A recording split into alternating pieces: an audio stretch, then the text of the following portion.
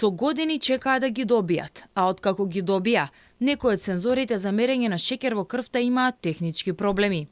Согласно договорот за набавка на сензорите, двете компании кои што го добија тендерот мора да обезбедат 14-дневна работа на сензорите и секојдневна техничка поддршка за корисниците.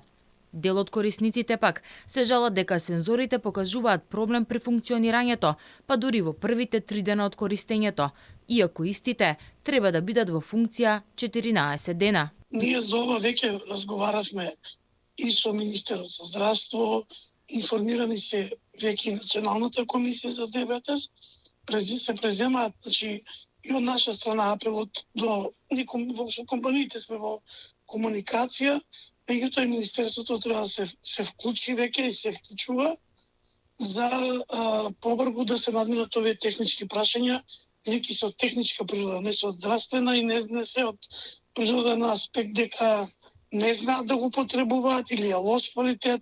Според информациите кои што ги имаат засега, проблемот не бил во самите сензори, туку во процесот на пренесување на информациите меѓу читачот и сервисните бази. Компаниите кои што ја вршат набавката работат на тоа да се реши овој технички проблем.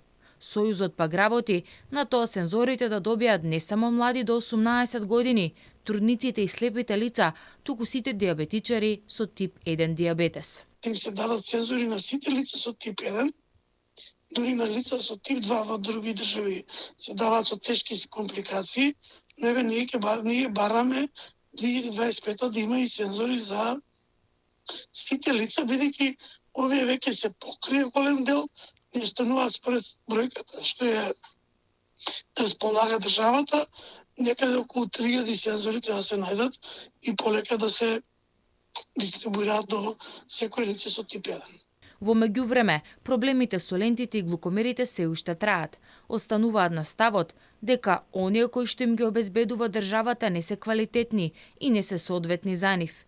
Истрајни се и во барањето дека диабетичарите треба сами да си ги бираат лентите и глукомерите и на истите да им веруваат и да бидат современи.